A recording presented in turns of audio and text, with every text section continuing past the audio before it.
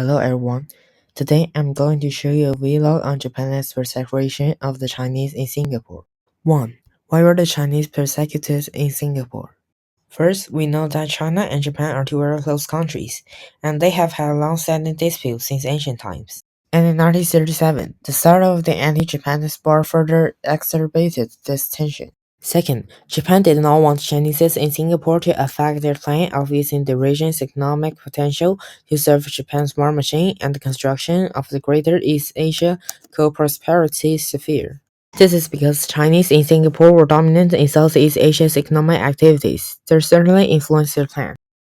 2. Who was involved in this persecution?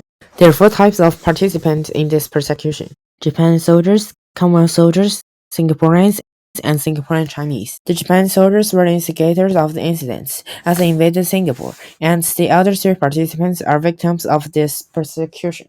Singaporeans' original life has been affected because the Japanese soldiers inspect the streets every day, and many of the Singaporean Chinese and Commonwealth soldiers have died in this persecution.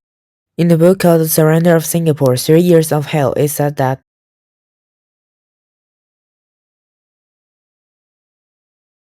which shows the four participants in this persecution clearly. 3. How were the Chinese persecuted? Due to the two reasons we mentioned in part 1, the Japanese officers formulated a plan to inspect the Chinese. They first concentrated on the Chinese together and asked them some questions to make sure they were pro-Japanese. If they were pro-Japanese, they would be given a small note like this to prove that they passed the inspection.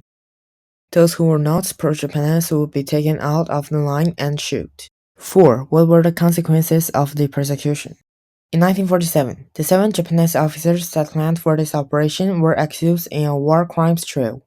2 of them were sentenced to death, and the other 5 officers were sentenced to life imprisonment.